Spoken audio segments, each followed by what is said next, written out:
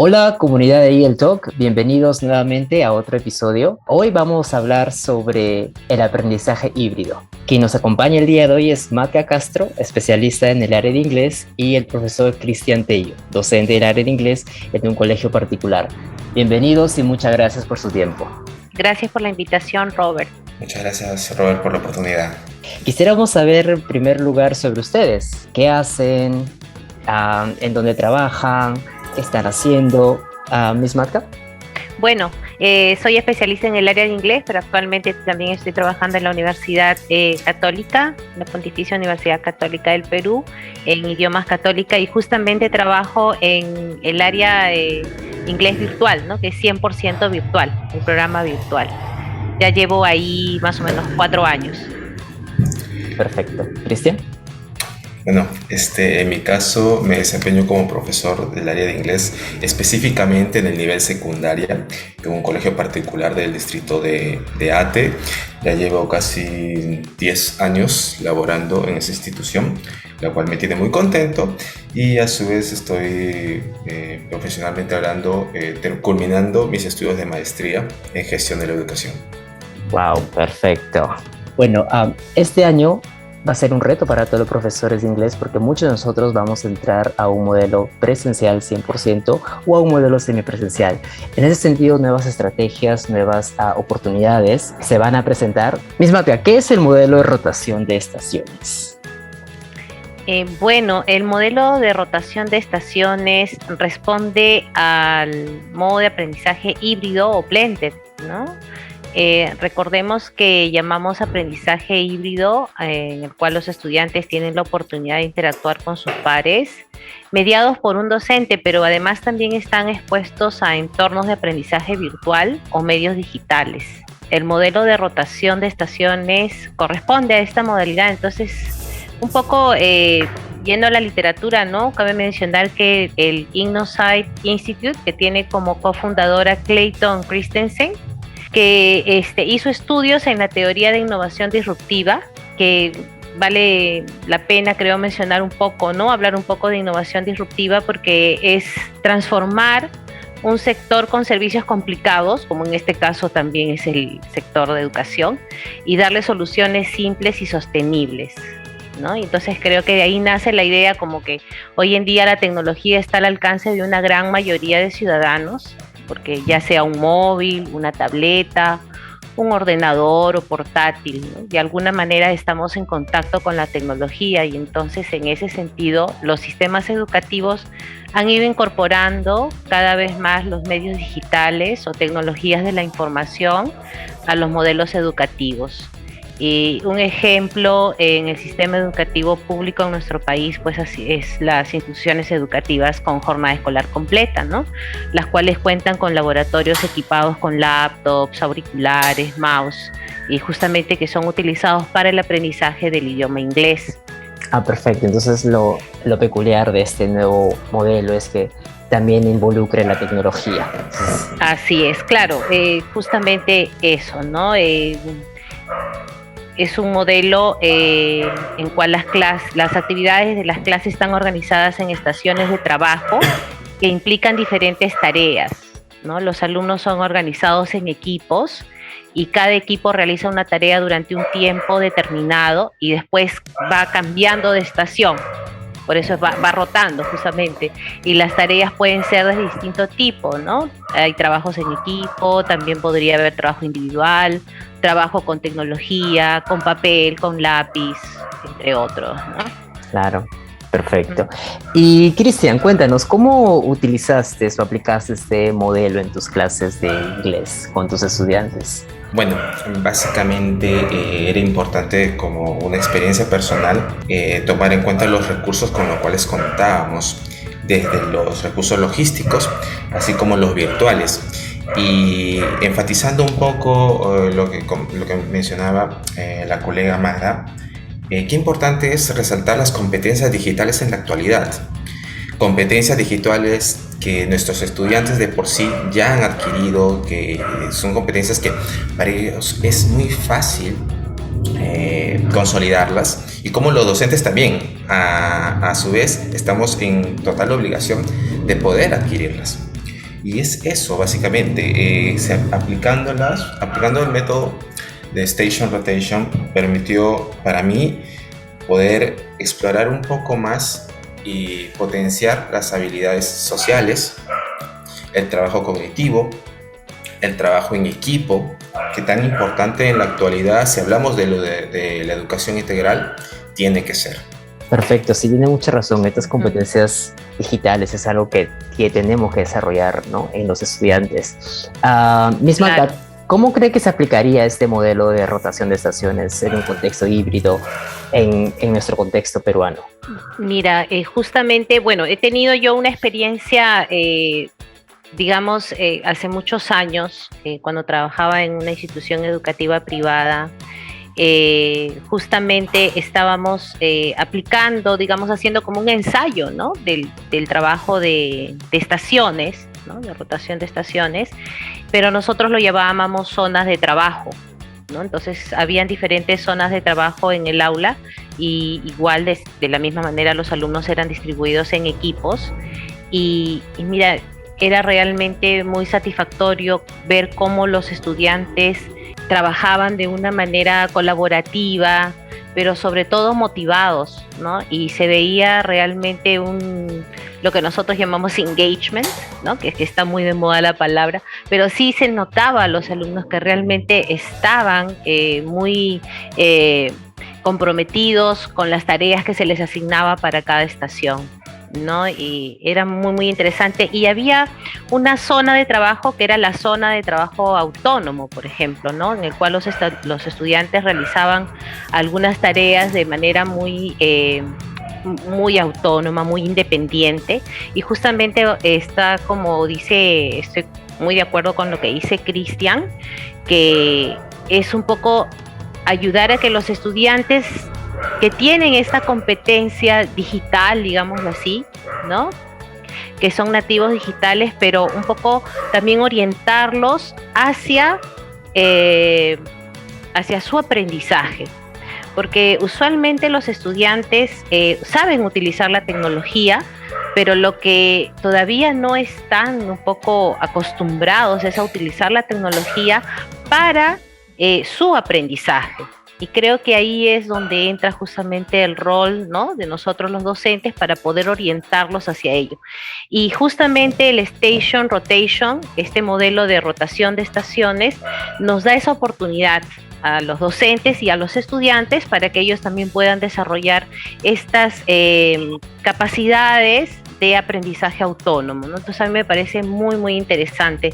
Ahora, en cuanto a tu pregunta, Robert, ¿no?, sobre la implementación de este modelo en las escuelas peruanas, justamente cuando fui parte, porque tuve la oportunidad de compartir con el equipo de especialistas de la Dirección de Educación Secundaria del Ministerio de Educación, justamente en la época en la que estuve, formé parte de este equipo.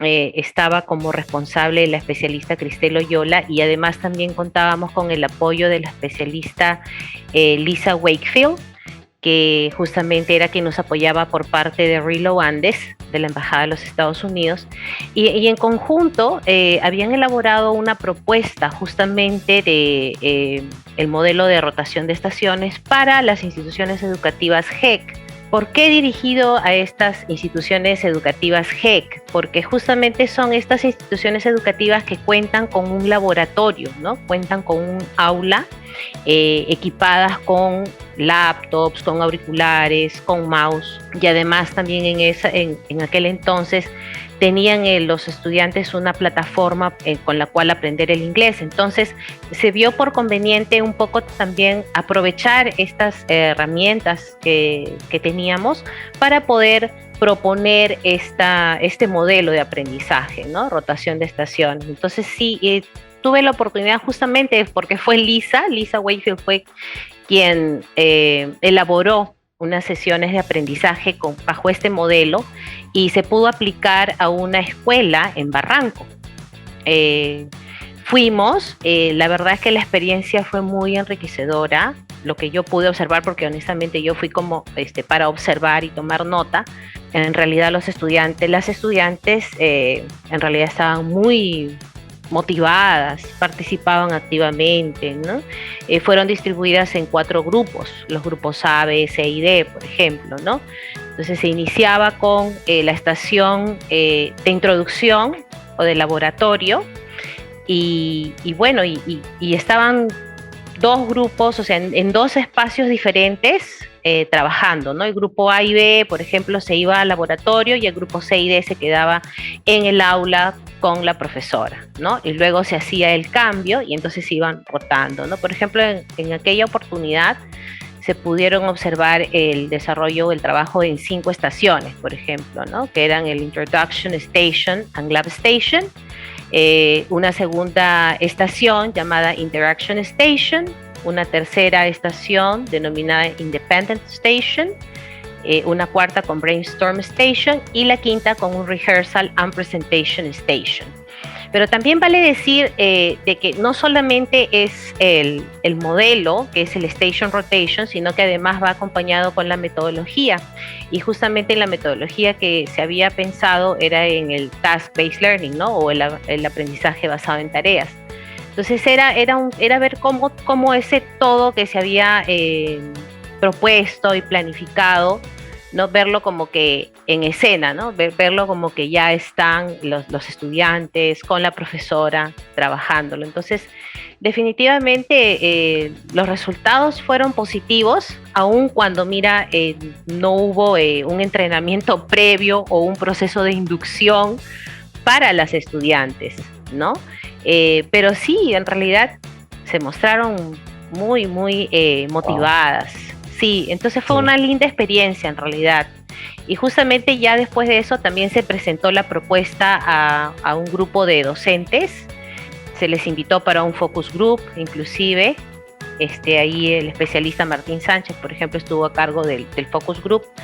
Y justamente los resultados fueron muy positivos, ¿no? Porque los profesores tuvieron la oportunidad de un poco leer la propuesta, analizarla, y ahí también se realizó como una mesa de trabajo y realmente fue muy positivo. Y los profesores, por ejemplo, los que asistieron a este focus group, por ejemplo, estaban tan, interesados, ¿no? Motivados, y ellos pensaban de que sí era posible aplicar este modelo, sobre todo en las instituciones educativas GEC, ¿no? Y justamente también habían hecho algunos aportes, ¿no? Y entonces una de las cosas que ellos más resaltaban era el dinamismo con el cual se llevaban a cabo las actividades en cada estación, ¿no? Y sobre todo también resaltaron mucho el hecho de brindarle a los estudiantes este espacio de autoaprendizaje a través de justamente la tecnología, ¿no? Entonces, exacto. Eso, por ejemplo, sí, fue lo que más resaltaron ellos. Sí, a mí me gustó mucho, sí, ese trabajo que se hizo, ¿no? Sí, muy importante sobre lo que nos cuenta, en el sentido de desarrollar la autonomía en los alumnos en ese contexto, ¿no? De la tecnología y las habilidades per se. Cristian, yo quisiera preguntarte si podrías compartirnos algún task o alguna actividad en específico donde utilizaste este modelo en una actividad específica. No sé si... Sí, en este caso, por ejemplo, cuando conocemos que este tipo de modelos está alineado a TBL, Task-Based Learning, básicamente son actividades que responden a una necesidad en un contexto determinado que a su vez es real. En ese sentido, se puede citar un contexto que puede estar alineado, por ejemplo, a buscar soluciones a problemas en el medio ambiente como contexto general, y a su vez desde ese punto se disgregan los medios, ¿no? Las actividades que pueden estar alineadas a la gramática, por ejemplo, pueden estar alineadas a las conversaciones, a la elaboración de cartas, a las distintas competencias que en los estudiantes se requieren, ¿sí? Básicamente esas serían todas las actividades alineadas a contextos reales.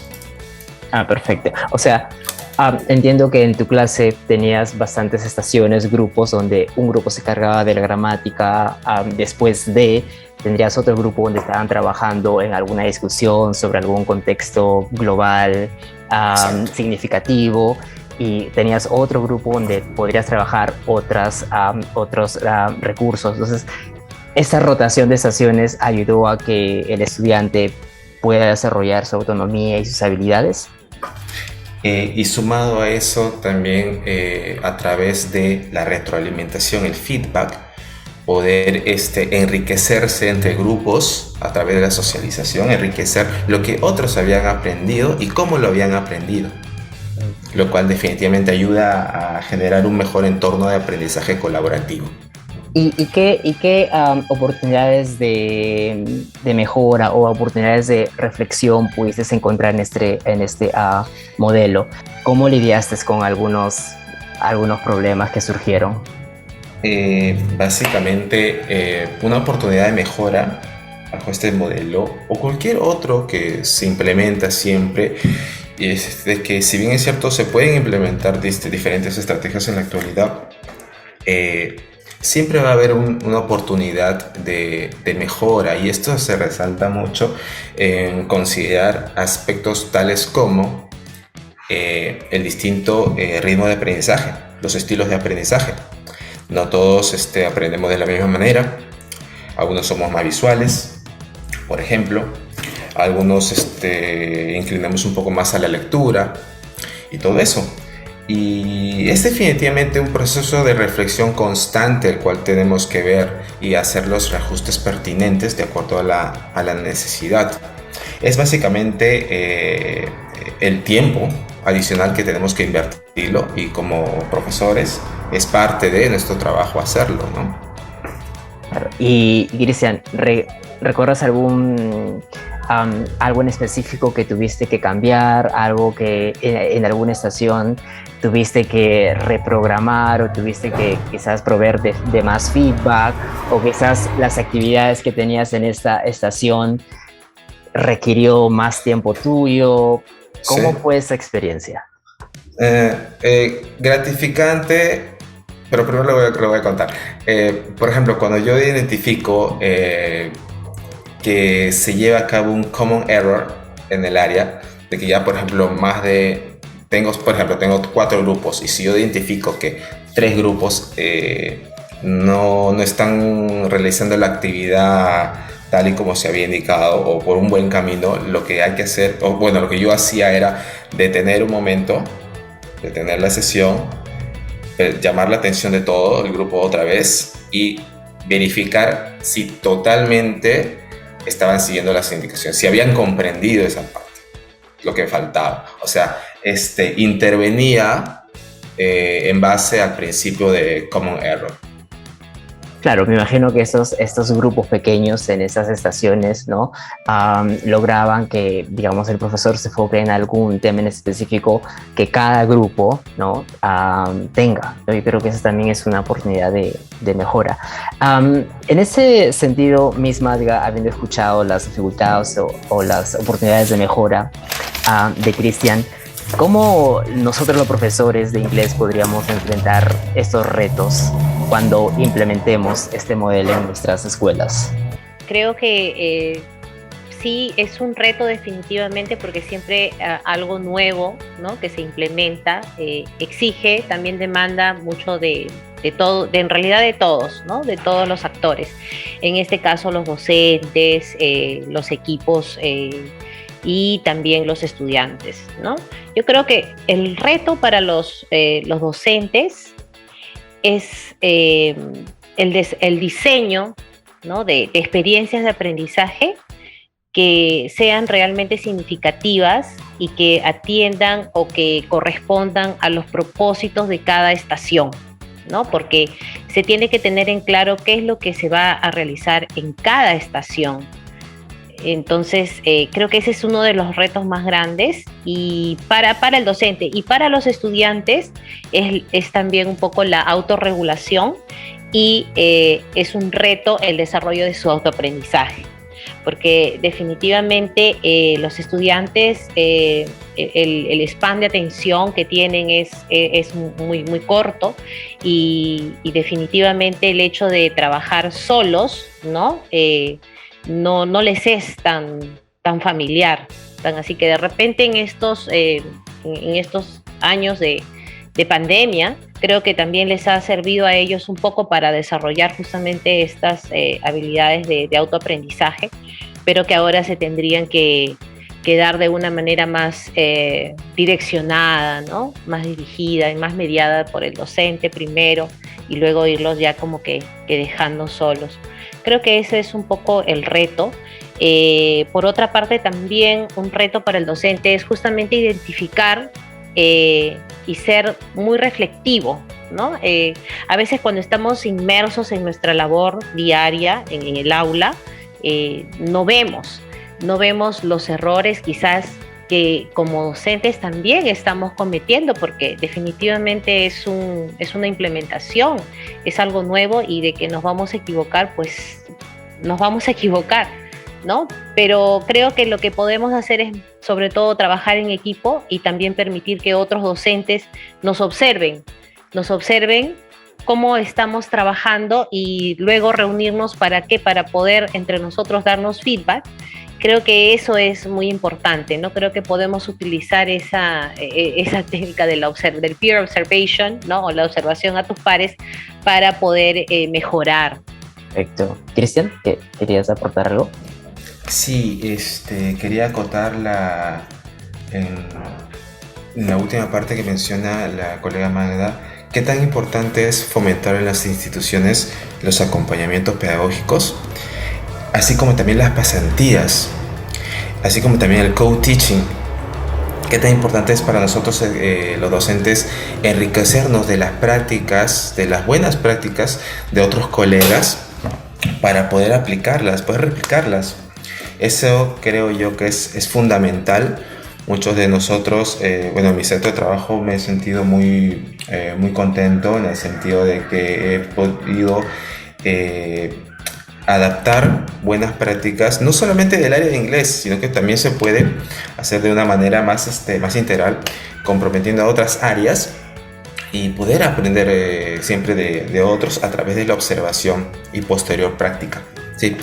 Considero que es muy importante en las instituciones promover el monitoreo, hacer el seguimiento, el acompañamiento pedagógico, así como también las buenas prácticas o las pasantías. Perfecto. Y Cristian, ¿cuáles serían tus recomendaciones finales para nosotros los profesores que vamos a implementar estos modelos este año especialmente?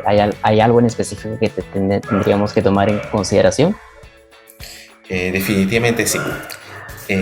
Creo yo que bajo el modelo Station Rotation nos brinda una gran oportunidad debido a su dinamismo, puesto que estamos hablando de la transición de estaciones, de que es un aprendizaje muy activo. Esto va alineado a lo que la ONU planteaba en el 2019 con respecto al aprendizaje, y planteaba de que para que el aprendizaje se lleve a cabo era importante de que se genere en el aula un entorno de gusto, un entorno simpático para el estudiante, un entorno propicio en las condiciones que el estudiante se sienta cómodo para recibir de buen ánimo lo que se está llevando a cabo en clase. ¿Para qué? Desde ese lado emocional, tener el apoyo del estudiante es fundamental. Y eso era lo que planteaba la ONU en el 2019, ¿no? El aprendizaje tiene que tener un entorno propicio, un entorno positivo, ¿no? Para que se lleve a cabo. Y eso definitivamente se alinea a Station Rotation, que básicamente al trabajarlo pueden haber dificultades. Y también implica el proceso de ensayo-error. También implica el proceso de que el profesor siempre tiene que estar ahí motivado, trabajando haciendo las adaptaciones pertinentes y demostrando definitivamente una característica nata de los profesores, la cual es básicamente la dedicación y el compromiso docente. Gracias. Perfecto. Gracias, sí, muy importante lo que nos acaba de decir. Miss Matka, ¿hay alguna recomendación final sobre cómo podríamos abordar este nuevo modelo?